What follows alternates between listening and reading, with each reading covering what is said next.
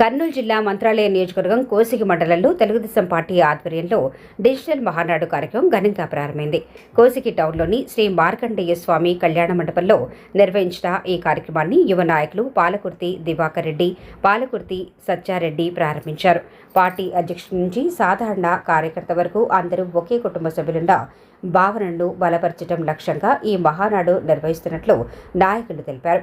స్వర్గీయ నందమూరి తారక రామారావు ఆశయాలను కొనసాగిస్తూ కార్యకర్తల ఐక్యతను పెంపొందించడమే ప్రధాన ఉద్దేశమని పేర్కొన్నారు.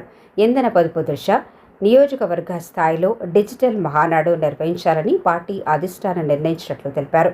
ఈ కార్యక్రమానికి ముందు పార్టీ వ్యవస్థాపకుడు నందమూరి తారక రామారావు చిత్రపటానికి పూలమాళ్లు వేసి నివాళులర్పించారు. అనంతరం రాష్ట్ర నాయకులు డిజిటల్ ద్వారా ప్రసంగిస్తూ కార్యకర్తలు క్రమశిక్షణతో పనిచేయాలని, పార్టీ ప్రతి ఒక్కరికి అండగా ఉంటుందని హామీ ఇచ్చారు. పాలకుర్తి తిక్కారెడ్డి ఆదేశాల మేరకు నిర్వహించిన ఈ కార్యక్రమంలో కోసిగి మండలానికి చెందిన టీడీపీ నాయకులు, కార్యకర్తలు భారీ సంఖ్యలో పాల్గొన్నారు.